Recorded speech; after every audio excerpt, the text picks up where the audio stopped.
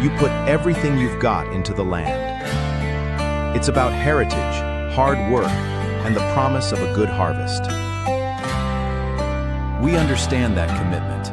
Our precision aerial application saves you valuable time, giving you more hours back to spend with the ones who matter most. We help you maximize yields and protect your crops, season after season. Advanced technology, efficient coverage, and a dedication to your success. Bradley Air Spray. Precision mapping and professional application. Trust the experts to protect your yield. Hi, I'm Barry McKeegan at Denham Chrysler Jeep. You might remember me from such commercials as No Bull Sale or Spin to Win. Well, I'm back, and so is the brand new 2026 Jeep Cherokee with an incredible driving range of over 800 kilometers on a single tank. And you don't have to plug it in. The all-new Cherokee offers more room, outstanding safety features, including standard active driving assist and unsurpassed in-class towing. See and drive the all-new 2026 Jeep Cherokee today. We'd love to see you, and here at Denham Chrysler, we're ready to help you now and for every mile down the road. Local people. Local news and events.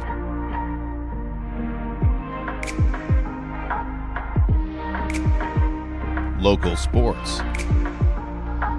Local matters. For all things Lloydminster and area, this is Live with Kurt Price. We'd like to welcome you to Live with Kurt Price, presented by Harris Electric. Celebrate Julymas with Harris Electric. Save on permanent and decorative lighting for your home, your cabin, acreage, or business. Book your summer installation by July 31st. Use promo code KURT for an extra 5% off and enjoy holiday displays, game day colors, and special occasions year-round. Call Harris Electric today. We're on the road today at Border City Furniture in downtown Lloydminster for the Border City PROspectives. Border City Furniture is your 100% locally owned and operated furniture store with a focus on Canadian-made quality products. We thank Calvin and Ryan for hosting us today. And joining us today, Maria Kokonas, Richard Starke, and Kim Crockett. Fairways for a Cure, Maddie's Classic, is going to be held on August 5th at Rolling Green Fairways in Lloydminster, with all proceeds supporting the Todd family as Maddie Todd continues her fight against brain cancer. Tennille Zellweger told us there are plenty of ways that you can help as an individual or as a business. Yes, we would love silent auction items, and we do still have space for teams. So if you want to come golf, it's 18 holes. Myself, I only usually do 9, so I'll probably only do 9 holes. So if you're a 9-hole golfer, you're more than welcome to come and just join, or silent auction items. And we are still needing hole sponsors. So we have quite a few great businesses that are sponsoring, but we do need a few more hole sponsors. If anybody wants to sponsor for that, we'd be grateful for all of your support. Registration is at 9 a.m. There's a shotgun start at 10. Golfers can register individually for $150 or as a foursome for $550 with dinner included. And if you can't make it out to golf, dinner tickets are also available.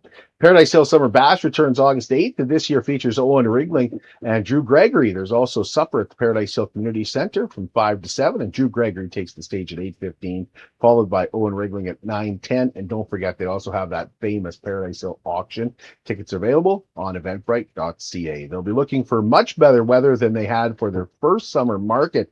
The second summer market will be held at Sandy Beach Regional Park on Sunday, August 2nd of the August long weekend. More than 60 vendors will be on hand with arts, crafts, food, and entertainment. There's also a kids zone, door prizes, and a 50-50 draw. Admission's just $5 per vehicle for that day. We're excited to be heading out tomorrow to deliver cupcakes to an incredible group of caregivers in Lloydminster.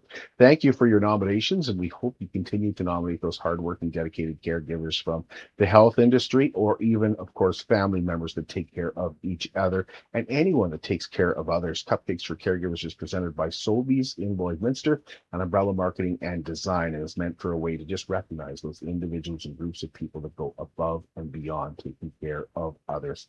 To nominate a caregiver or a group of caregivers, just send an email to livewithkurtprice@gmail.com and tell us about them.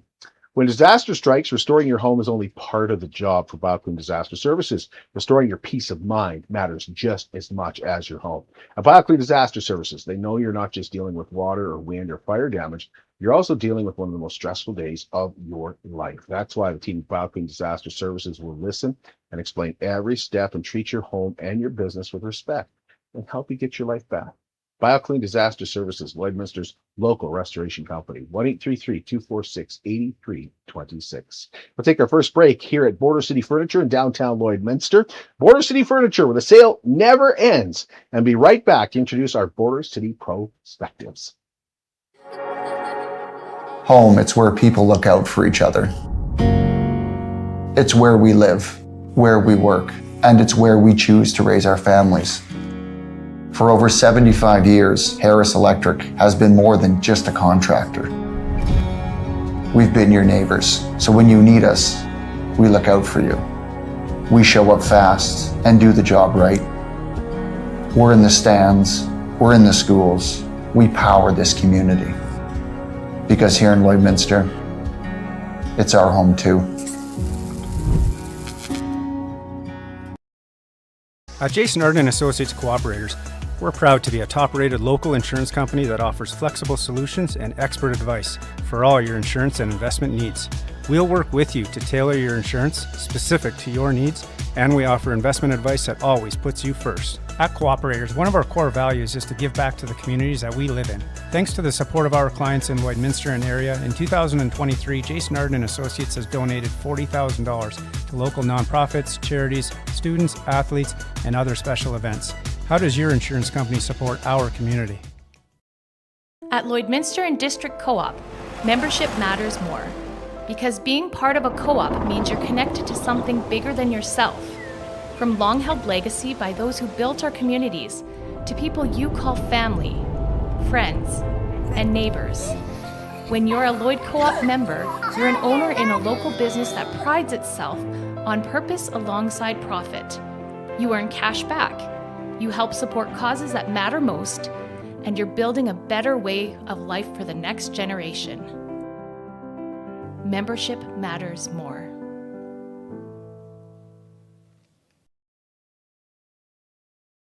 A good night's sleep starts with the right mattress, and you'll find a great selection at Border City Furniture. From plush to firm and everything in between, we carry quality mattresses to fit your comfort level and budget. Looking at a new bedroom set? Pair it with a new mattress. Updating your guest room? Start with a new mattress. Just tired of waking up sore? It might be time for a new mattress. And while you're here, browse our selection of sectionals, sofa sets, dining furniture, and recliners. For better sleep and quality Canadian-made furniture, visit Border City Furniture, your locally owned furniture store in downtown Lloydminster. Whole bag. Superior Water specializes in nothing but water.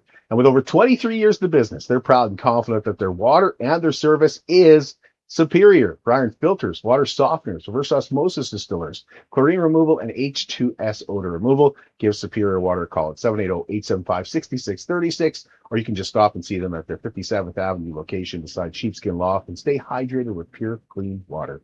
I drink Superior Water because I like taste, and after all, it is superior water. I want to welcome you back to Live with Kirk Price, presented by Harris Electric. And we're on the road today. We're in downtown Lloydminster at Border City Furniture. Border City Furniture, where the service and quality speaks for itself. And we are sitting on a beautiful sofa set here that was made in Calgary, actually. And Maria's just been absolutely loving it. Our guest today are Maria Kokonas, owner of Spiro's restaurant in Lloydminster.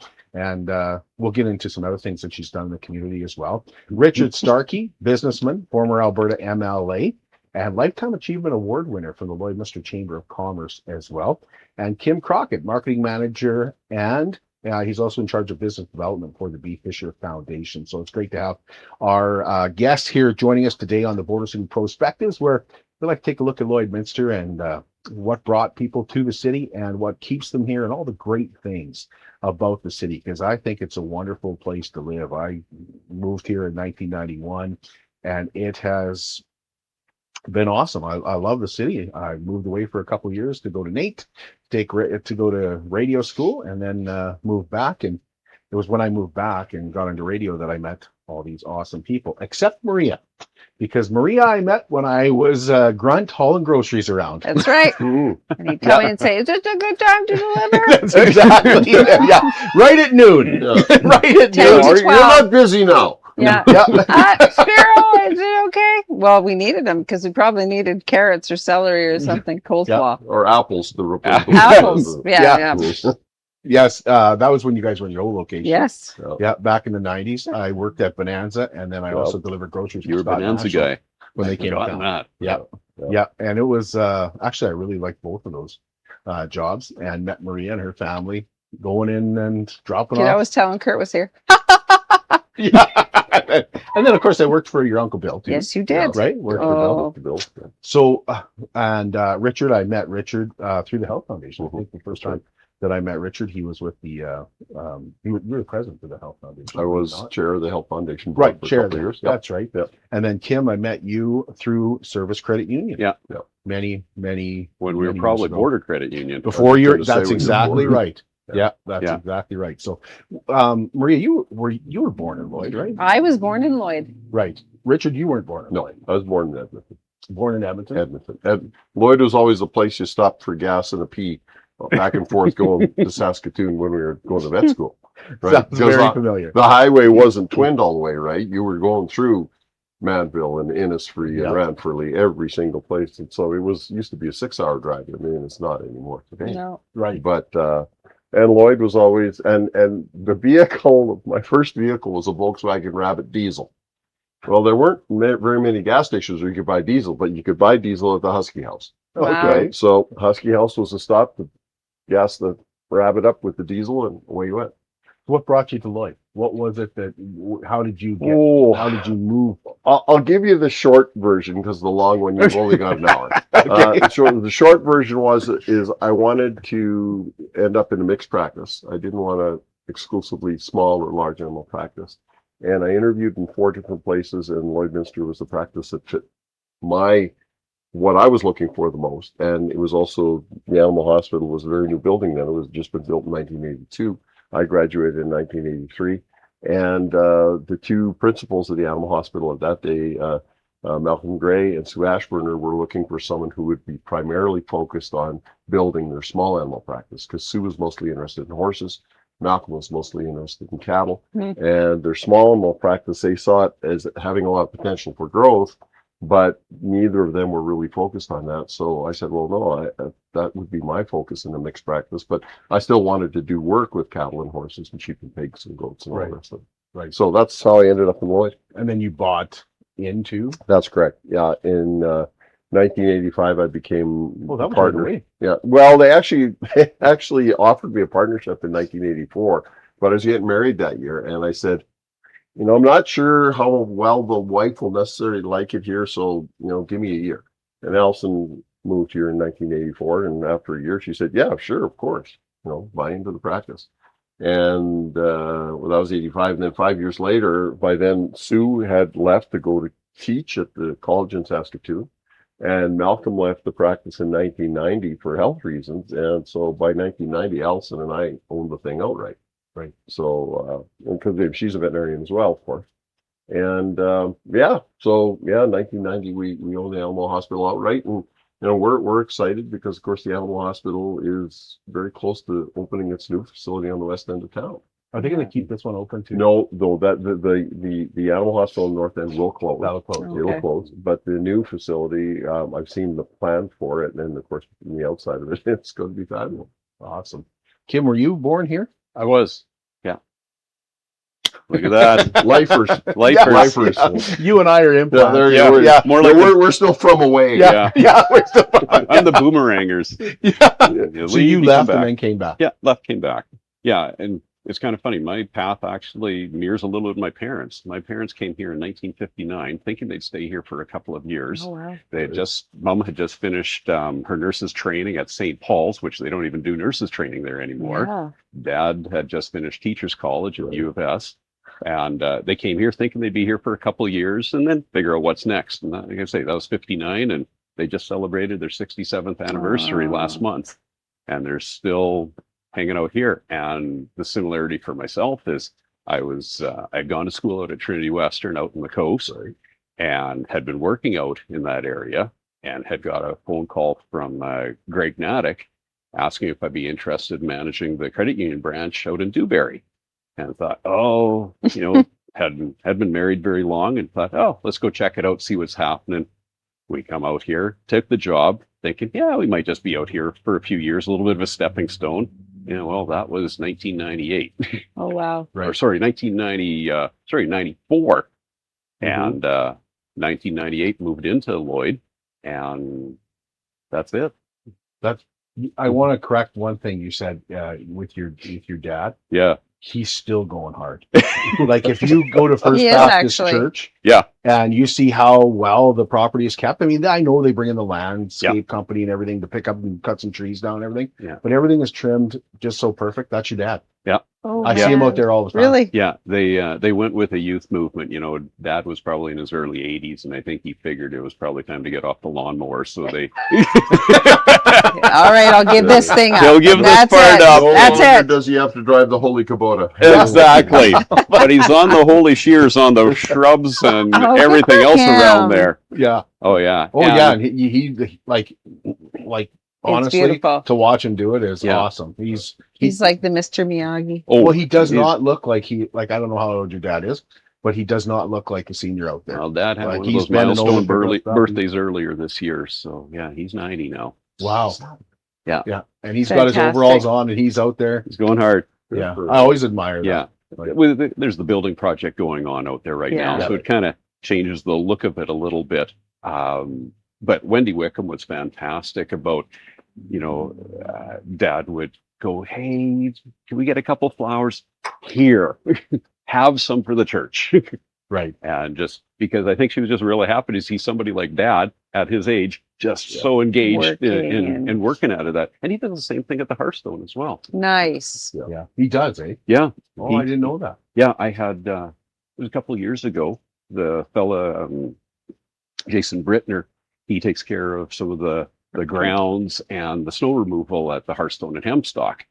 And he didn't realize that, Dad was my dad, but just chatting with Jason one day and he tells me, yeah, there's this old fella. Yeah. And he's been doing a bunch of trimming up on the shrubs and cleaning up some stuff. He said, he's probably put me a year ahead of where I thought I was going to be. I said, does this old fella have a name?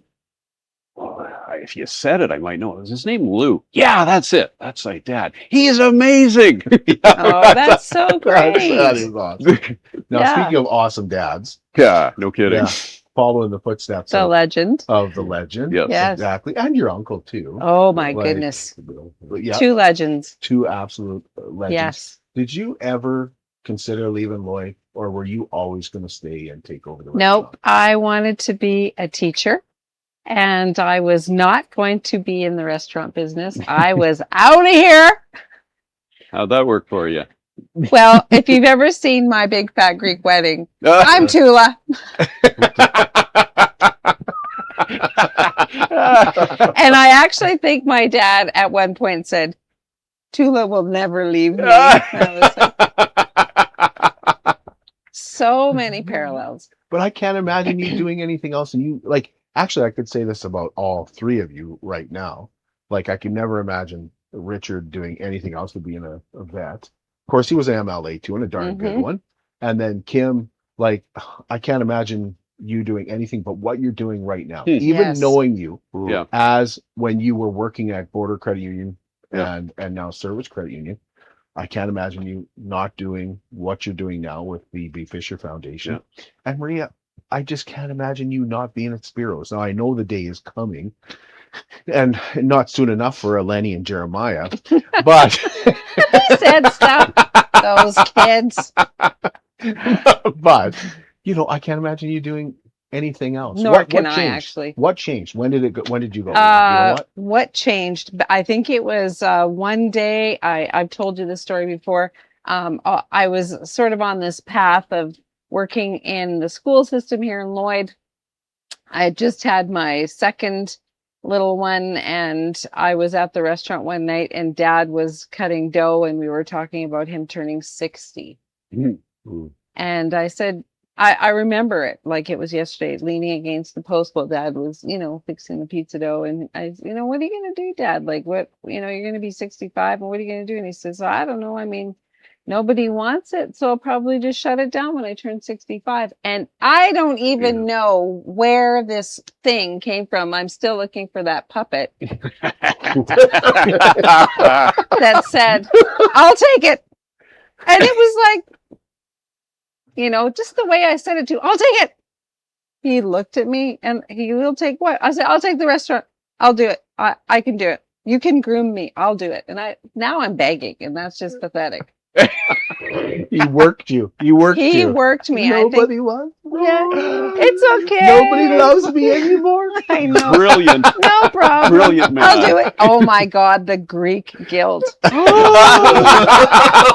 That's what they did. They worked me. And you got sucked right into it. We'll get her. Hook, line, and sinker. Totally. My brothers are like, well done, Dad. Dad, way to go. Bravo, the master. And then you worked with Eleni. I don't know what I'm gonna do. Oh yeah, it's gonna come. It's so sad. Nobody wants Such a beautiful restaurant. Yeah. Nobody wants it. I have no boys. Head up the ante. That's why the patio went up. Yeah. That's right. Yeah. Oh yeah. Absolutely. Look how well you can do. I can't imagine you guys being anywhere else now. I can't. It's hard to believe you started. Well, it started downtown actually. Yeah, we started just, where Cliffs is. Yeah. North of here. But actually being, in that small restaurant. Because when we would drop off groceries, it clogged the whole thing. Like that's why we come and go, are you okay to take groceries now? They never said no. Spiro's never said no. We never said no. Probably because we needed absolutely every last thing that was on that truck. Like right now. Probably. Also, Kirk, can you put it away for us? We need. Where are the crushed While you're at tomatoes? it, those carrots. Yeah. Yeah. Cut them up. Wash those carrots and They never did buy the old boy. It sure smells good in here. They didn't bite on that one. Take it to take groceries to Wayside, and Mrs. Rusnick's making Yorkshire pudding. Oh, that smells good. Oh well, here you've got to take. Never at Spiro. Never bought into the old. Well, it's because smells good. I was the coleslaw girl at that point, and I could only do coleslaw on the plates. Now I was eventually coleslaw and the fry girl. Fries and coleslaw. I wasn't trusted with anything else. How many years did that take? Oh my God, I think that was probably about a year, and I will never forget. One of them, probably Dad, was saying something to me about, you need to put this on this, and I remember saying, I am not a machine. Because first it was, hey, get the plates ready. So I had to stack the plates and then coleslaw, a lettuce, and then coleslaw, lettuce, coleslaw. And you did about 4 rows of 10. This is like an apprenticeship program. It was. Isn't it? I realize now that's my start. And then I got my plates ready, and then I was on the fryer, just the fryer, nothing else. And Dad must have told me to get something out of the toaster. And I remember it was like, I am just the fry girl. I don't move. It's not part of my job description. I can imagine if I'd said that to Jim Gilbertson. Jim, I'm not a machine. Actually, you are. Actually, you we are. own you. You will. Yeah. Jim would say that. He probably would. Well, I still use that line. I'm not a machine, but it doesn't work. No. Yeah. Get that toilet unclogged. Oh, Not put it a right machine. there. So, Richard, you became a city councilor. Mhm. Was that your first kind of when was it that you became a city councilor? So You seemed, looking at old footage, you seemed smaller. Well, I was. I was. I mean, it's an optical thing because the TVs now are 16:9. They used to be 4:3. Right. So I mean, it's just optics. But I look at that's Richard. He's got he's got a mustache. I was leaner. No, so And he did have a mustache. He had a mustache. Nice little black. I had the mustache. It came on, it came off. It was very. No, I ran for city council in 1985. Like I said, I came to Lloyd in Same year you bought in then. 84, we got married. And I remember distinctly, we were at a veterinary conference at Waterton Lakes Provincial Park, staying in the Prince of Wales Hotel. And I remember distinctly saying to Alison on our first anniversary, I said, there's an election, city council election in Lloydminster next month. And what would you think if I ran for city council? And she said, go for it. She said, you absolutely should go for it. You'd be good. And I said, yeah, but I've only been in town for a couple of years. Nobody really knows me. And she says, yeah, that shouldn't matter.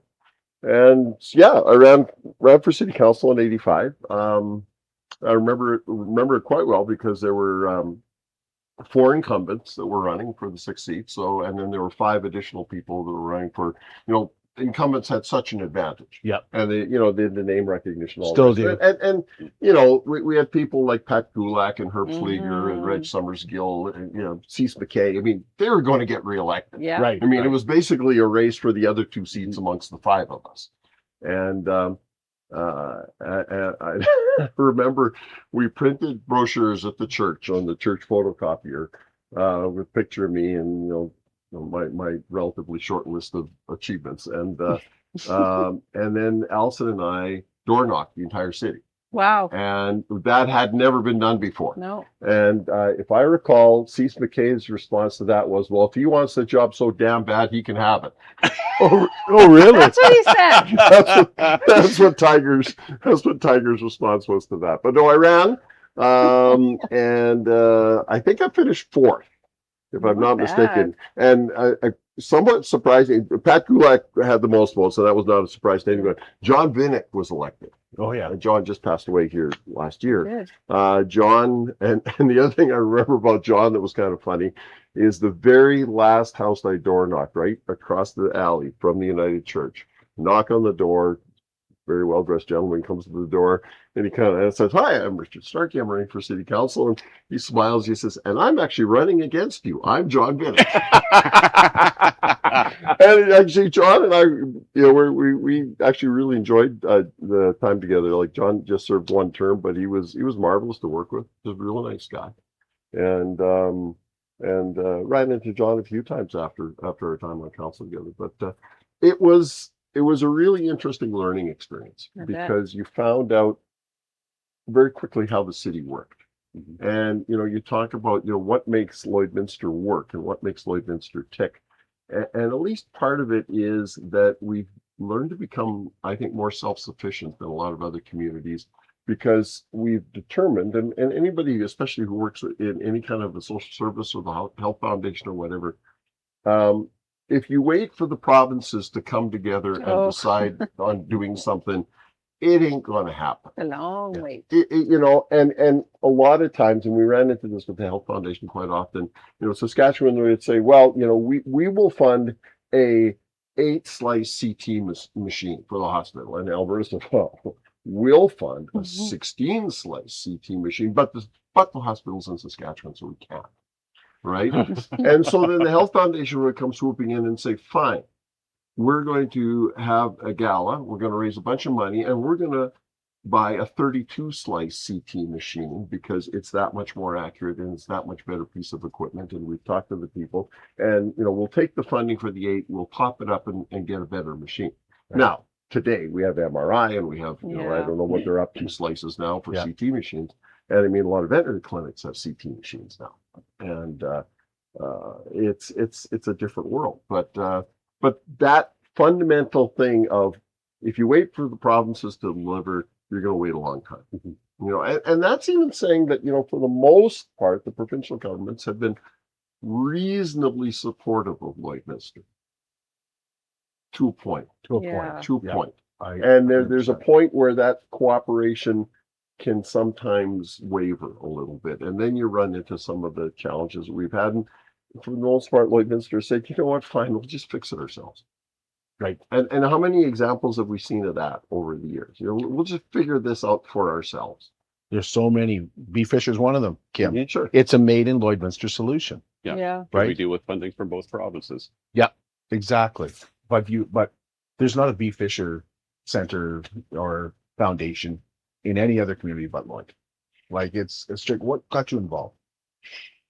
Interesting. It was, in my case, it was literally, there was a gap in my employment and was looking for something. And I had bought into a small business and had been doing that, but it was a little bit more seasonal. And it's like, I need He had something. been conducting business meetings out of my restaurant, actually. And I still haven't paid you a cent No, for all those board not meetings a we had. dime. Not a dime. I'll be billing you for that, by the way. I look forward to that. By the way, I'm out of the business now, Oh. so good The luck. business went bankrupt, so you can't. All right, then. It's a bad thing. Actually, I think they're doing really well. Okay, you can send them the bill. Yeah. I'll do it. But it's interesting. I had 2 offers in the same week after a little bit of a gap. And one of them was actually from another bank to get back into that industry. And one of them was from B. Fisher. And it's like, just something inside, after some prayer and some thought, some chat, it was like, B. Fisher. I'm going to go a different direction. Nice. Completely different direction this time around. Get right out of the banking industry. There's an opportunity to get back into it. And it's like, no. And it's been a good fit. And you take what you learned. You all know this. You take what you learned from a variety of experiences, whether it be volunteerism or employment, even just experiences with friends, whatever it is, and you pour that into what you're doing next. And that's kind of what B. Fisher has become. And what I've appreciated among the many things about B. Fisher is, for a large part, they've allowed me to take, okay, here's your skill set. We can build on that, as opposed to hone you right in. This is exactly what you must do. Yeah, there's certain core things you have to do, but they've been fantastic about saying, okay, here's what you're really good at. Why don't we work to your strengths? So I've appreciated that. Absolutely. Yeah. And you've brought a lot of, like, B. Fisher's growing so much. It really has. Yeah. Yeah. We've done our darndest to keep it on the map. There's, few people realize it. People like yourselves probably would know this, but we're among Lloydminster's larger employers. Like, we've got over 200 people on staff at B. Fisher throughout the entire organization. But there's not one big, head office kind of environment where in this little nondescript building, kitty corner from the co-op grocery store, kind of blends in there like another tree. But yeah, there's over 200 people on staff here in the community. And yeah, there's a lot happening. There's a lot of moving parts in the organization. Absolutely. I love that they're in. I love, kudos to you and the organization that you're still in the original. Now, I know there was programming happening out of that building, and now that's more your central office. Yeah, that's right. We'll call it central office. That sounds like fancy. Very fancy. Central office. But I think it really lends to your organization that you are working with what you have, and you're not trying to, I was listening to a show podcast yesterday, and they were talking about having to, have an extra room because they can't possibly fit in this one room. And so we've got to build. Yeah. And in today's market, you can't just build. Pretty pricey to do that. Yeah. I think what it is, a lot of it ties back into the vision that B. Fisher started following years ago. And I call it kind of the opposite of it would be kind of the circle the wagons approach. Let's gather all of our individuals together and let's all kind of keep them together and let's do some stuff here. And that's not the approach B. Fisher's been taking for a lot of years. Our approach has been all about community integration for a few decades now. And that's why you don't see the need for this, 3-story, 40,000 square foot building. Yeah. It's because, as an example, I was meeting with our training and development coordinator just before I came down here today. And she was updating me. We have over 60 individuals that are in B. Fisher services are working in some sort of paid or volunteer employment positions with smaller businesses throughout all of Lloydminster. We don't need to circle everybody into one room and do something. We've got tons of business, 60 some businesses around town are actually saying, yeah, we'll take a B. Fisher individual or a couple of them, and we'll find some meaningful work for them to do. It's great for our culture. It's great for our morale. It's great for your organization and the people that we provide some meaningful employment to, and multiply that 60 times over. So that's the approach that we've taken. It's been fantastic. So when we talk about, what makes Lloydminster great, I could give you a list of 60 businesses that are on board with helping B. Fisher in that way. Right. Your guys' business keeps growing. Like, now you have the ice cream stand, the Philo ice cream stand. Am I saying that right? It's Philo. Philo. It's just good. Right outside the store. You put on as Kim said, you have patio now. Yeah. But it's more than that. It's like it's not Spiro's is now, and I will ask these two to kind of agree or disagree with me. It is the place in Lloyd. Like if somebody comes to Lloyd and they want to go for supper, they're like, "Oh, we'll go to Spiro's. We got to Spiro's." You ever been to Spiro's? Never been. Oh, you never tried Spiro's? Huh? Take Spiro's, right? Like that become the place. So it's not only growing that way, like physically, but it's growing for people to be like, this is the Lloydminster spot. And once again, it's also a made in Lloydminster thing. You got sauces that like you could distribute that sauce all over the world if you wanted to. Yeah. Just that sauce alone, you could take it. You've had opportunities to grow more. Actually, we every second week we have a sauce bottling party. We don't call it that, but I call it a party because I don't have to be there. But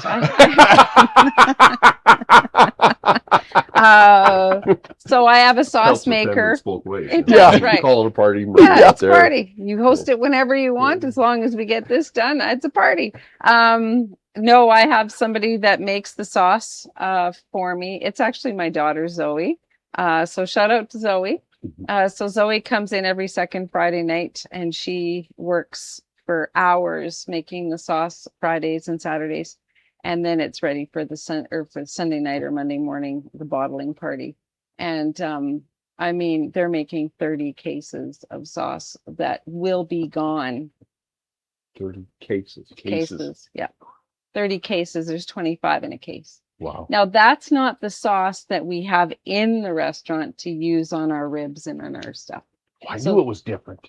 Yeah, that's over and above. So she stocks the restaurant for our in-house use. Separate. And she stocks the restaurant for our get it to Wainwright, which a load just went to Wainwright yesterday, and Co-op takes 8 cases a week or 6 cases a week. I mean, wow, we're building from within, right? So what's the strangest thing somebody's told you they put that sauce on? Because we put it on a lot of stuff. Yeah, I mean, it's pretty standard. People use the sauce because it's gluten-free. It's awesome on pork. Right. So it's fabulous on our pork ribs. Yeah. But I don't even know. Pork chops, like we make pork chops. Yeah, pork chops and chicken and lamb and, pork belly, all kinds of stuff. Anything. Yeah. I think the funniest story I've had about our secret sauce and our Greek dressing is this. I get a lot of people we always get a lot of people in the restaurant industry that have allergies. It is what it is. And one lady was telling my server, no onions in my Greek salad. I'm allergic. And she was ordering a Maria's. And the lady was like, well, I think she still needs Botox because she had that, the 11th. Huh? And so she kind of pulls me over and she says, so she can't have any onions in her Greek salad. Yeah, that's no problem. She's allergic to onions. Well, then you can't have our Maria's. Well, no, I can have your Maria's. No, I don't think you can. No, I'm allergic to onions. And I was like, okay. There's like a pail of onions in our Greek dressing. And the same pail of onions in our secret sauce. No, there can't be. There is. But she had eaten it. Oh, yeah, I eat it all the time. Yeah. Well, it must be different onions. No, allergies ones. The hypoallergenic. So now I go to, Nouveau does a beautiful job on Botox. No, so, you can use that. You can put that stuff on everything. I won't say put that beep on everything, but yeah, no, you really can. We really have grown from within, and we take that sauce everywhere. We just got into Loon Lake, actually, the grocery store in Loon Lake. Oh, cool. With our pizzas and our pizzas too. Yeah, pizzas, frozen pizzas, and our secret and Greek dressing. So what do you have? You said, is that what you use a van for, driving up? Yeah. Somebody will take the van and drive up pizzas and stuff. So fundraisers. I was just going to say, I work think with I've youth- mentioned. Have you been part of that in the youth past? group. Yes, these guys, Yeah, B. Fisher did a fundraiser. Well, work with our church youth group. Yeah, I mean, so, and as soon as people heard it was Spiro's Pizzas that the youth group was selling, yeah. well, they sell themselves, right? Yeah, so they I do, mean, yeah. it wasn't like the youth group had to work very hard. But they taste just as good.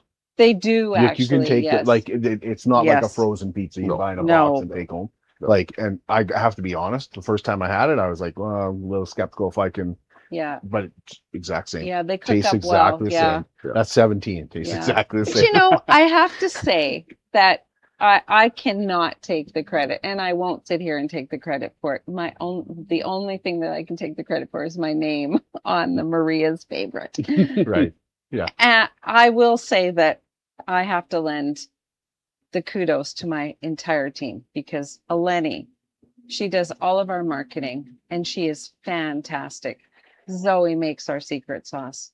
Spiro walks around and introduces, that's what he does now. Hi, I'm Spiro.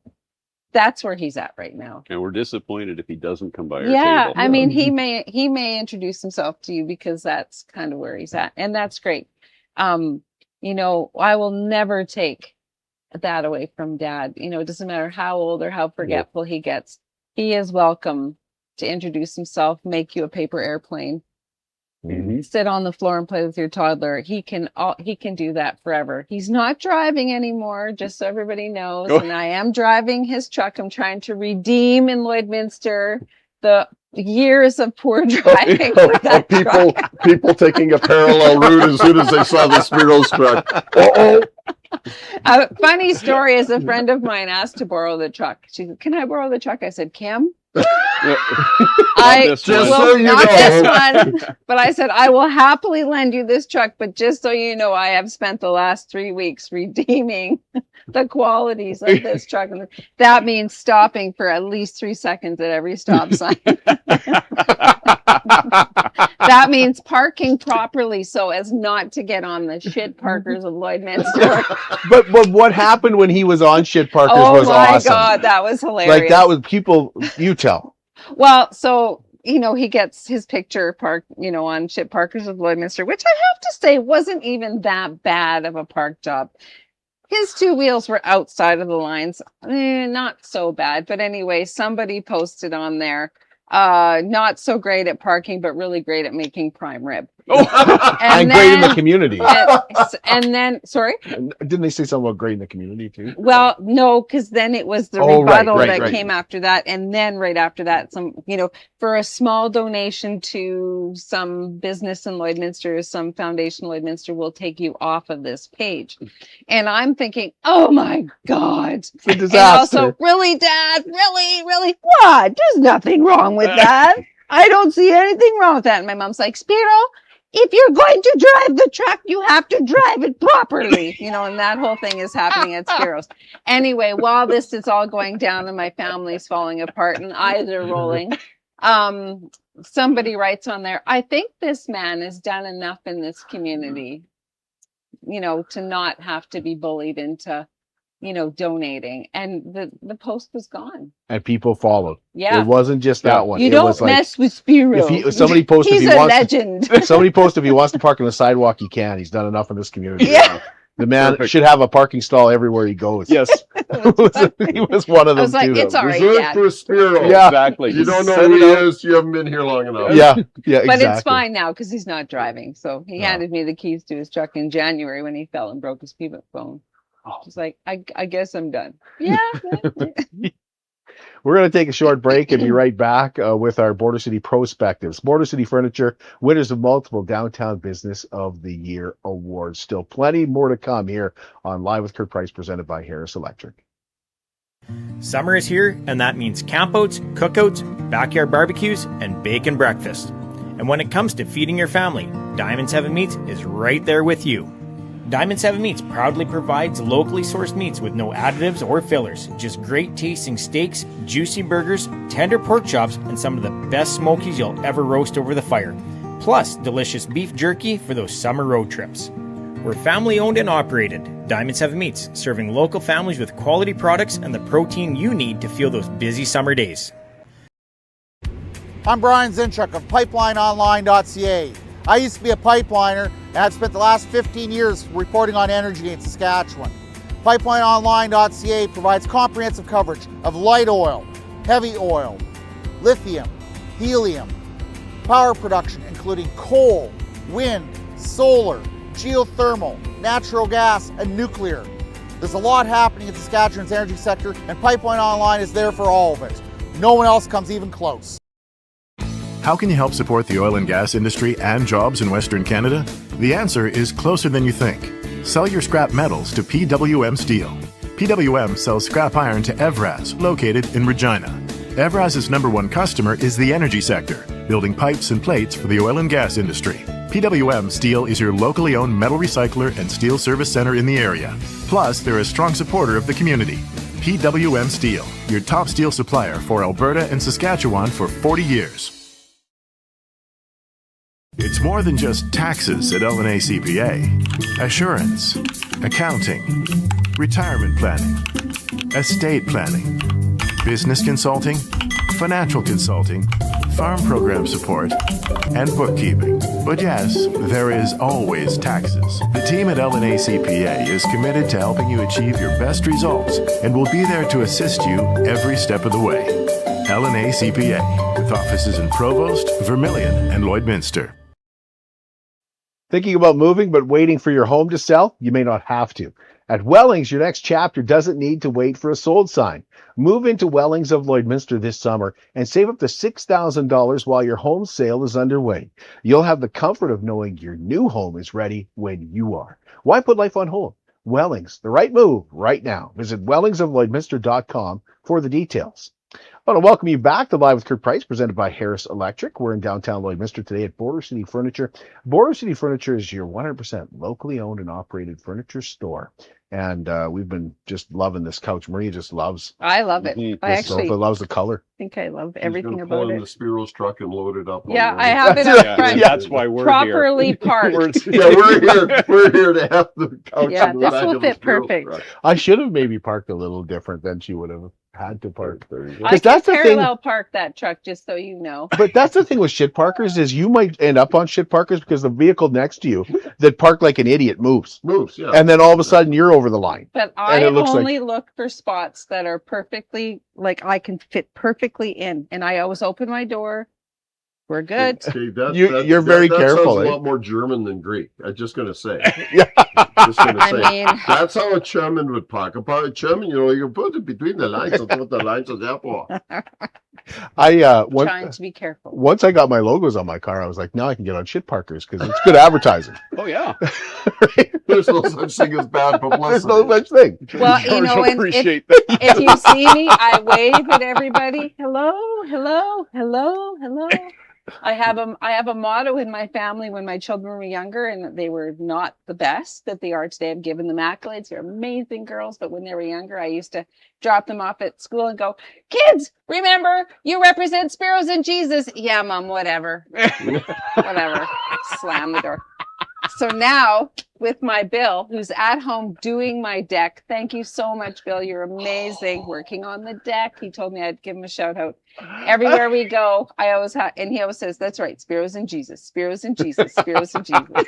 In that order, you know. In that order. We got to get you back in the parade. The parade needs Maria back in and hand out The freezies. summer parade. Well, yes, we didn't do the parade this year because I didn't.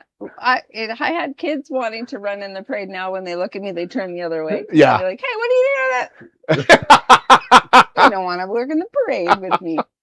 That sounds about right. Now, Frenchman Butte, though. French and Butte, you'll be there again? I'll be there. Yeah, and that was a hot day last year. Yeah. Oh, yeah. Jumbo freezies. Jumbo freezing. I think I got a couple because you come around a couple times. Yeah, you go around. And French twice. and Butte go around twice.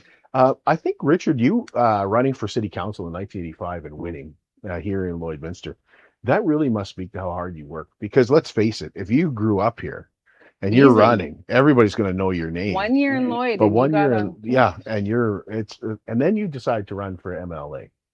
Oh, how long were you on city council? Well, so I served 2 terms. I Okay. served 2 terms, and then when the terms were 3 years in duration at that point. So 88 election came around, and 5 of the 6 incumbents ran, and actually we were all acclaimed. And Dale Arthur also ran, and Dale was acclaimed as well. So there was no actually contested election in 1988. Pat Gulak was also acclaimed as mayor. And, the second term was interesting. Again, we went through some interesting times. It was a time where we built the Bar Colony Heritage Cultural Center, which sadly is no longer there, but we also built the Legacy Center.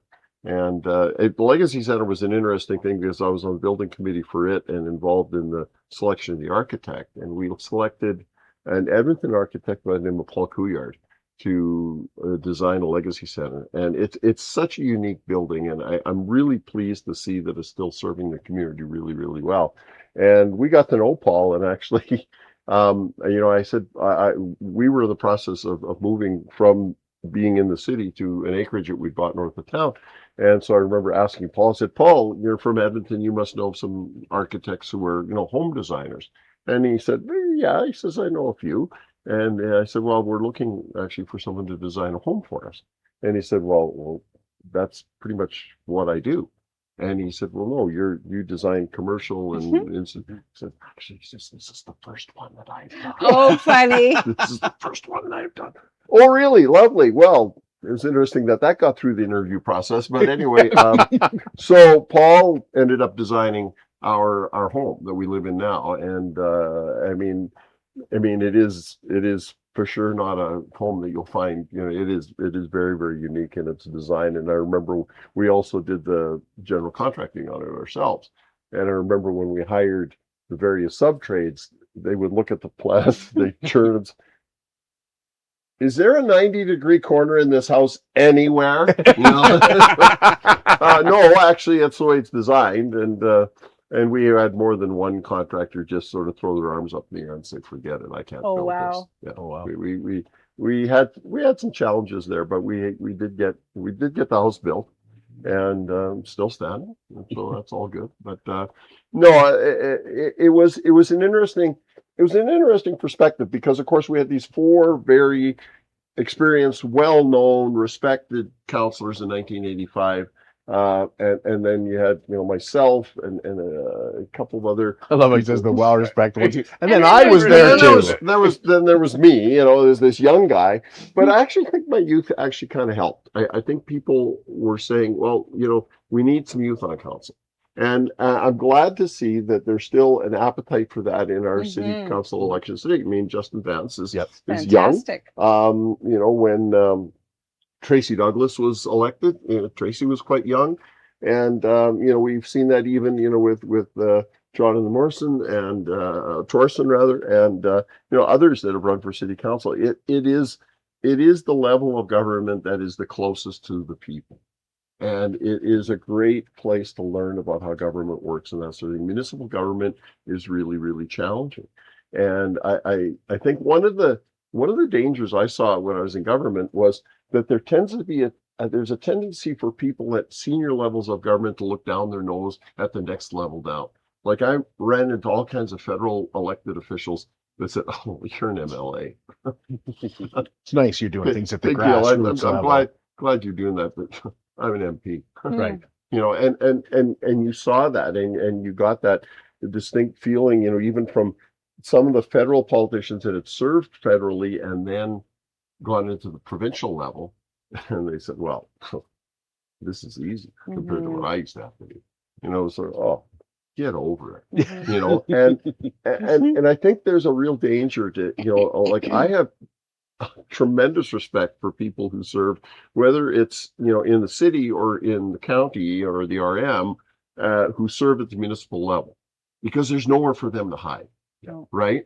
They're, every day they're in their community every day. And if, the grader isn't working or if the, pipes are leaking or, the streets ripped up because of construction, guess what? They've got nowhere to hide.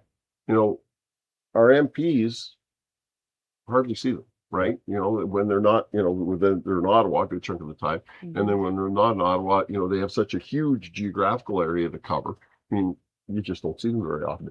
And even as an MLA, I think one of the things that people said about me a lot was, well, you're always around. You're really, really visible. You're everywhere. And I said, well, I said, you can choose to do that, because I certainly have colleagues that choose to just stay in Edmonton all the time. And that's their choice. And that was always one of my worries when I was appointed to cabinet was, like, am I still going to be able to do all the stuff in the constituency?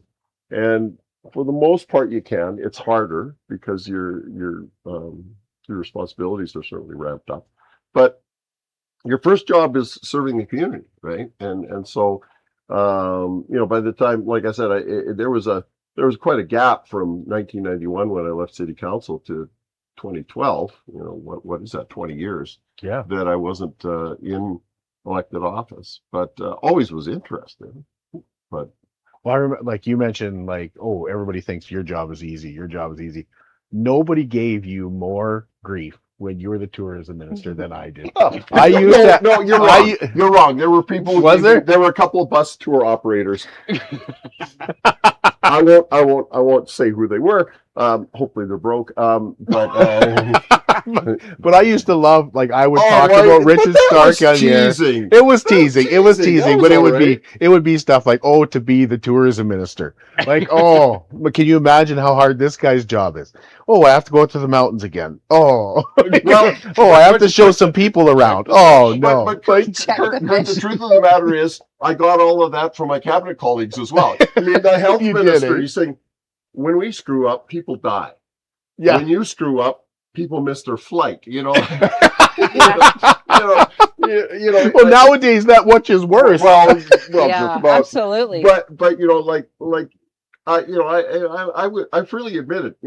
I had tourism, and I also had parks, and I had recreation. So recreation meant all the amateur sports. And after my experience with speed skating, with soccer and whatnot, I love doing that stuff. Yeah. I absolutely love doing it. And as far as tourism goes, if you're selling a product like Alberta, guess what? You got an easy time. Yeah. Selling this province as a tourism destination. Yeah. And it was funny because the year that I was tourism minister was a year that we'd put special emphasis on tourism from Germany, because we just had the biggest German tour operator come to Alberta and do a training session in the mountains, as it happened, for their 600 top tour operators, and to promote Alberta as a tourism destination. And now it makes sense why you got the job. Yeah. Well, I think that was just sort of serendipity. But when we were working with these folks, and I remember the first meeting we had with them, and I said, well, wenn Sie es lieber haben, kann ich auch Deutsch reden. There it is. And they sort of, he's one of us. This guy speaks German, and boy, does he ever! Yeah, and so that was it was coincidence, but I mean it was good, and our tourism numbers had a real nice increase from Germany, but I've been hosting German visitors since I was a teenager. Mom and Dad had my aunts and various friends and all the rest of it, and we did the tour exactly, and always included Drumheller, because the Rockies are great, but they have the Alps too. But Drumheller is sort of this is a moonscape. Like they had never seen. What are hoodoos? Like what are hoodoos? Yeah. Is that what they're called? Hoodoos. Yeah, that's what they're. Yeah. What are those things? They're a rock formation that forms as a result of differential erosion of the different strata of limestone. And we go. Follow along. And you wanted to be a teacher. And we go. Kim, what has kept you here? Like, what is it about Lloyd that keeps you here? What do you love about the city that I'm going to throw my daughter under the bus actually on this one, but it's in a good way. I mentioned earlier that there was a bit of a gap in my employment at one point there, and we actually did some tire kicking at moving out of the area. Even at that time, we had the opportunity to maybe even move down into the U.S. And it was my daughter that dug her heels in and said, "I really love it here. All my friends are here. I'm having a great time." And this is go back to shooting and speed skating and that sort of time. And, Richard and Allison were quite involved with it then. That was one of the things that Nikki and my son Seth, they both did. And said, okay, we will see what we can find. And it wasn't like we were acquiescing to, whatever the children say, that's what we're going to do. But we didn't have like this massive golden opportunity to leave. It was just like, let's start looking. What are our options? And it was Nikki that jumped out and said, you know what, I really, really like it here. What could we do to stay? It was basically in her own language. That was kind of what her request was. And so we found a way to stay. The opposite of what you usually hear. Usually you hear young people, Kids wanna I can't leave. wait till I get out of here. Yeah. Get out of Lloyd. Right? Lloyd's I dumb. can't wait till I'm out of here. And then my daughter lives south of Provost. She loves the small area, the small communities. She was built for this sort of thing. Right. And so it has not been a bad decision to No. continue on the way that we did. No, Absolutely. Yeah. But you talked about Lou, and you Yeah. we all know people, and I mean, I was a little bit the same way when we came to Lloydminster. A year or two, Stopover. and then I'm gone. Yeah. Right.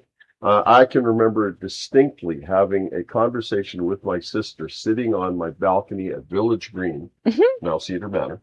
Now something else, who knows? But that apartment complex that everybody from Lloydminster at one time lived in. Yeah. And I can remember having a conversation on a July evening in 1983 saying, I'll be living in this glorified truck stop for 1 or 2 years maybe. Wow. Yes. And then I'm gone. I said, I can't see this as being long term. And then you just got involved in the community. Yeah. I got involved with the theater company, with Little Theater Lloydminster, got involved with, other things. And Elsa and I got married. She got really heavily involved with Little Theater as well. And then you get elected to city council, then you get involved in business, and then you start, and you are mortgaged to the hilt because you bought a house in the inflated housing market because they just announced the upgrader and all the housing prices went up, overnight. And, you make of the community what you make. And right. I mean, I know that we've brought, for example, numerous veterinarians into Lloydminster, some of whom are not local, some of whom grew up in other areas. And it was always sort of, you get involved with something and you'll stay here, guaranteed. Yeah. Guaranteed. And with my former partner Daryl Hanley, it was curling. He got involved with curling, and the curling club, and that was that. And then all the sports things that he does, like hockey and the various things, and there are things about the community and people. Very much. Well, sure. And people. Sure. Yeah. Like, That's the number one thing I think that's kept probably all of us here. Absolutely. Yeah. It's the people, and over time, the facilities, the opportunities that come with it, but it's the people that have to spearhead that, and you get champions for certain things that happen. And again, I think back to people like yourself, Richard, that you and Alison, you probably championed speed skating. Yeah, you did. And built it up to a certain level. Yeah. But it takes those sorts of people that champion it, and then once you get to that point, others can kind of continue the momentum, and now it creates opportunities for so many more people to get involved with. And I think that's, again, ties back to, I think, probably why a lot of us have stayed here for so long. Yeah. Well, you had people of vision that would champion. I think you're quite right. When I remember when we came to Lloydminster, there was no theater. No. Lakeline College wasn't there. Right. The swimming pool was just in the process of being fundraised for. And I remember one of my first appointments on council was to the swimming pool committee. And that's where I met Vic Juba. And, you want to talk about a person, an individual who has made a difference in a community. Right. Absolutely. You look at a Vic Juba, you look at a Ray Nelson, you look at a Ken Kay, you look at a Byron Keebaugh, the list goes on and on. But these were people who had a vision and they built things, and they made their community better, and they made it better, and they stayed. And then they start telling you, I like what you're doing. And you're like, oh, Vic Juba. Oh, Vic Juba appreciates that I did this, right? Ken Baker. Oh, thanks for doing that. Yeah. Appreciate it. Yeah. If I can do anything for you, let me know. Absolutely. You know, and then all of a sudden you're like, wow, I really I appreciate that you acknowledged me. Like Vic Juba knew who I was. Like that kind of stuff. And then all of a sudden they become mentors, and like Richard has, a lot of things that in the community, especially with the Health Foundation and things like that, you can look at Richard and go, boy, you know, I remember when you guys had the health and home lottery Mm-hmm. and Yep. things like that. Oh, by the way, Mhm. the first time I met Richard, really and truly, was he called the restaurant one day, and I was there, and he called again, and somebody said, Maria, this Richard Starke has been trying to get a hold of you. Oh my God, what's Richard Starke want with me? So I phoned him back. Hello, this is Maria calling. Hi, Maria, it's Richard Starke. I am happy and pleased to tell you that you have been your name has been drawn as a third prize. And I started screaming, ah! What did you win? And he says, do you want to know what you won? Okay, yes, anything. I won $5,000. Hey, well, there you go. Yeah. But I remember actually going to get my check, Mhm. and the couple that won the $120,000, like I was grinning ear to ear. I was so excited. I had won $5,000, which was huge for me. And this couple was just like, yeah, oh, okay, thank you. And I was like, that should have been me. Like, Richard should have picked that ticket. I would have given the show. There would have been a party. Yeah. I would have brought with me streamers. When I got my job at CKSA, when Neil Bergen hired me, and he was like, Kurt, do you have any questions for me? And I was like, nope, no questions. I'm good. I'll be, it's going to be awesome. And I open up the door to leave, and he goes, don't you want to know what it pays? And oh yeah. That'd be good. Yeah. No questions at all. And that conversation ended with, do you still want the job? Yeah. Now that you know what that number is, you still want to work here. Yeah, exactly. But Maria, Maria has become one of those people that not only have you looked up to other people and watched your dad do things, but also you've initiated things in the community as well. Yes. A lot of time, like we have a promotion coming up. We'll get into it in August, but Maria initiated it. She came and said, hey, I want to do this. You know, so we're gonna do that. But there's so many things you initiated on your own, particularly during COVID, where you said we got to do something to keep local businesses running. That was in my mind earlier. About Electric Avenue. Yeah, what they were doing during those COVID years. Exactly. Even if it was just going a second cup and going, I put $50 down here. Next person come through. Look, I'm buying your coffee for the next however many. Well, it was because I just remember thinking how, like, you know, Calvin, we came in here one day because Kurt and Lenny and I, we kind of, I don't remember how we did it, but we were finding out how they were operating under COVID. Yeah. We did restrictions. We I can't came remember around what the from business Christmas to business thing was called. And you know, and like how are people knowing that you're open? That was the question. How do people know you're open? Well, you know, that's a very good question. Yeah. And hey guys, these guys are open, and this is how you can come in. Calvin, you would come in through the back door, like. And I like we would buy things, right, and then you could win it. Yeah. And I was working for Nissan, so I had Jeremy's credit card. Oh my God. And then I remember you and Spiro went, what is this stuff on my credit card? Yeah, Dad didn't have a clue what was happening. It's fine, Dad. What? Can I ask a question? I didn't buy anything at Cliff Rose. But you know, I will tell you, when COVID first happened, I met with the Chamber of Commerce, and we met at Home Hardware, and I said we need to have a conversation, and that is how Lloyd. What was it called? It was a Lloyd initiative. Think Lloyd First. Yeah, I sat down with a Chamber of Commerce, and they ran the direction that they wanted to go with it, which was Think Lloyd First. But that actually was Eleni and I. Yep. Think Lloyd First was Eleni and I.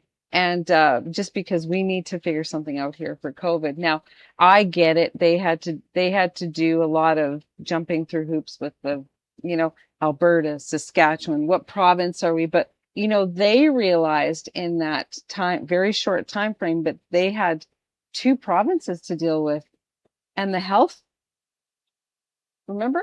Yep. Saskatchewan was saying one thing, Alberta was saying one thing.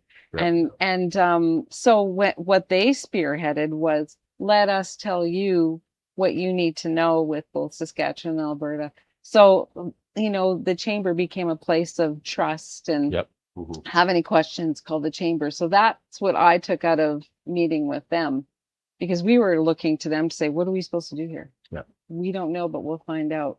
And then Kurt and Eleni and I sort of hit the pavement, and yeah, we had a bit of. It was fun. We did for like 2 years. We had a Lower great Shannon time. Farms. Yeah. We did, Colina at Sheepskin Loft, the Cliffs, of course. And then we had phone calls. Jim. Can we get on your show? Yeah, that was Yeah, funny and too. then people start calling, can we get on there? Jim Taylor was on there. And after a while, we didn't have to start paying for everything. Yeah. But during COVID, people were in tough. Like it was rough. Like man. it was rough. It was exhausting. Actually. I remember. But we had fun. Oh God. Like we just go in and like let's try to make them laugh. You know, because everybody's stressed out. Like, but I remember looking, Eleni and I, because Spiro's ended up with the contract for the Synovus, or it was the Husky upgrader at the time, and they were doing an electrical shutdown. And they wanted to be able to feed the people there's 86 people at noon and 42 people at midnight. So midnight. So they came and they asked me if I would do it. And I said, absolutely. I did. And he says, you heard that it's a midnight run. Yeah, no problem. Yeah. We got it. And so that's what we did for 7 weeks.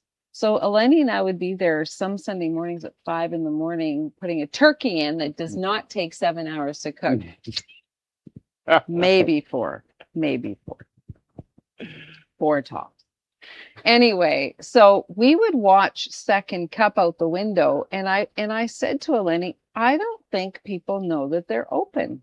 That's where it started. That's where it started. Yeah. So we went and we dropped a gift card off there, $100 gift card, and then we went on a live and said, we're at Spiro's. We've just dropped a $100 gift card off, and then we asked. It was Push Pinder.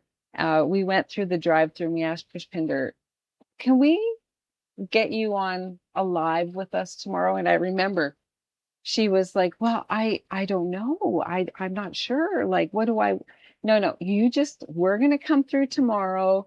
We're going to buy a coffee. We're going to tell people on our live Facebook that we're here buying coffee. And, so we went the next day. It was like 7 o'clock or 8 o'clock in the morning. And she was just dolled right up to the nines. And that was awesome because we went back to the restaurant and we watched people come. Right. Yeah. And that's when we knew how much power Facebook Live had. That's how we knew how much power. I mean, Lenny and I were shamelessly pandering ourselves with our music videos at the time, which were horrific. Yeah. I've seen worse. I've seen worse. I've seen live with Kurt Price. I've seen real worse. I've seen worse. I've watched live with Kurt Price from the beginning. She would say to me, our very first one was just a small, or I don't remember what it was, but it was the streets out in the streets are quiet. Oh, Electric Avenue. Yeah. That was our very first one. And I came up with that one. I was like, Mom, that's awesome. I said, we should do it. And then she ran with it and she was always writing up songs. And Mom, I got another one. So now I walk to the door of the restaurant and she looks at me on a Thursday. I'm like, nope. And she's like, Mom, it's just a quick reel. Nope. And then all of a sudden I'm in a reel. Yeah. Just as reminded me though, there's behind the scenes stuff that went on during that COVID time as well. And I don't think we can have a show like this unless you mention the name Glenn Fagnan at some point in time. Oh, yes. And again, during that COVID time, Glenn was the one that gave me a shout because, virtually all of Lloyd was shut down, like the entire planet at that point. Yeah. And he calls me up and said, Kim, is there any way that we can get the bottle depot back up and running in some way, shape, or form? Because there are some people in this community, it might not seem like much, but from my perspective, that ability to even bring in a couple bags of bottles. Yes. And it might only be $15 or $20, but it makes a difference to some people. Is there a way that we can do it? And we were in the midst of trying to figure out a way that we could get that reopened. And then the city gave us the okay to reopen the bottle depot after I said, okay, here's what we could do out there to kind of abide by all the restrictions that were there. And Glenn was very appreciative, but it was Glenn that really, he was the one that kind of lit the fire that said, okay, we've really got to get this thing, you got to get the depot open sooner versus later. And so really kudos to a guy like that, and appreciate the behind the scenes stuff that he did. He cared about businesses. He really did. He really cared about businesses. And he cared about people. Yeah, he did. It was Yeah. the main reason Glenn Fagnan did anything is because he cared about people. Yeah, Yeah. he and did. And when he said, "How are you doing?" He He meant it. he meant it. Yeah. As if you've ever had a coffee with a Dick Vokins, the same thing. Oh man. Yeah. When Yeah. he says, "How are you doing?" He means it. You do not say, "I'm fine." No. Right. You know, because usually if you say that, they say, "No, really." Really. How are That's you doing? exactly Yeah, that's a how it great was. answer that- to a question I didn't ask. that- How that's- are you doing? Yeah. He that's- meant it. that's Yeah. good. Yeah. Yeah. And you know, when you mention, you know, and that's true of any community, but we have a collection of individuals in this community, you know, and you know, there's all kinds of names that you can rattle off, but I mean, there's a collection of individuals in this community that, you know, I couldn't help but think when we had the presentation at Rotary yesterday about the Thorpe Recovery Center, Mm-hmm. and immediately my mind went to Ed Anderson Yes. and Bob Jack Sr. Yep. You know, who were absolutely, you know, instrumental in getting the Thorpe going. And now, you know, what we heard, you know, that it's one of the top, you know, addiction recovery centers in Canada. And again, is a Lloydminster creation, right? Yep. It's something that we put together, and you know, at times, and I mean, and this is not to downplay the support that the provinces have given, but it hasn't always necessarily been consistent and reliable, you know, and that's the nature of the beast. And so in a lot of cases, Thorpe just said, well, we're just going to do this because we know there's a need. Fisher's the same way. We know there's a need, and we're going to address that need, and we're going to be creative, and you know, we use terms like think outside the box and all the rest of it. But, you know, I always sort of said, you know, Lloydminster is the city that happens to have a borderline going through it, and we spend a great deal of our time working to erase it. Yeah. You know, like we work very hard to make sure that this is one community that then serves the surrounding communities, and that we are one entity, and that was something that was, you know, you did everything you could at the provincial level to drive that home to your colleagues in Edmonton. And I mean, I was very fortunate to be able to work, you know, with Colleen, and you know, and you know, you just work to make sure that, you know, that Lloydminster was, you know, treated as a single community, right? That was what was key. You know, Tim McMillan before Colleen, you know, Tim and I worked on a number of initiatives that were sort of, let's make sure they understand. And sometimes you have success and sometimes you don't. Man, that must get frustrating though. Oh, back to the well over and over again, starting over again. Okay, change of government, right? Something happens. Oh, we got to re-educate everybody. Change of minister. Change of minister, Kurt. Like, I mean, and I mean, some governments shuffle cabinets like you shuffle the cards at the casino. I mean, it's so okay. You know, who's the municipal affairs minister this week? You know, and I know, you know, when you talk to our city councilors, you know, that's sometimes a frustration for them, because you know they're the person that they deal with municipal affairs seems to change all the time. And it must just feel so maybe deflating at times to walk into a meeting and have to re-explain there's a border line that drives right through the center of our community. Well, even when you walk past the dialysis unit on the Saskatchewan side, and it says property of Saskatchewan Health Authority, and then there's a sign that says Alberta. Yeah, Alberta Health. Like only people from Lloydminster will get this. Like you'll understand exactly why this is the way it is. Well, and I think we really were educated in that during COVID, because hold on a minute. No, you got remember? You got your vaccine on the where did you get the vaccine? Well, I got it down on the exhibition grounds. Oh no, you got they don't mix you know, you got this one and then that one, and on your card oh my god. That was you know, that you're right, and that was one of the reasons I was so frustrated when I got let go from the radio station was at the end of March. Well, March 13th, all hell broke loose. Yeah. And I remember because it's my birthday, so I remember exactly where you got let go on your birthday. When that day, you know, all of a sudden everything's shutting down. Yeah. But when I was let go, I was so frustrated because most of the radio stations that they owned at that time were in Alberta. And so we're being fed all this. This is the Alberta rules. And Heather and I are looking at it and going, that doesn't count here. Yeah. You know, but that's not here. And then you have to go back. Like we even got, we'd even get like, they'd send Facebook cover photos with the Alberta logo on it and essay and Alberta Health. And it would be like, we can't use this here. Why not? Half the city is Saskatchewan, and actually the entire city operates under Saskatchewan Health. Yeah. Same with education, right? Everything is Saskatchewan, just over and over again. We can't use that. Yeah. So we can't just take what you're doing in Alberta. You can't just voice track it into Lloydminster and say this is the rules, because you won't be telling the truth. Right. People in Alberta will go, what? I can go back to the movie theater? Actually, no, you can't do it. You know, or I can't go to the movie theater. Actually, you can.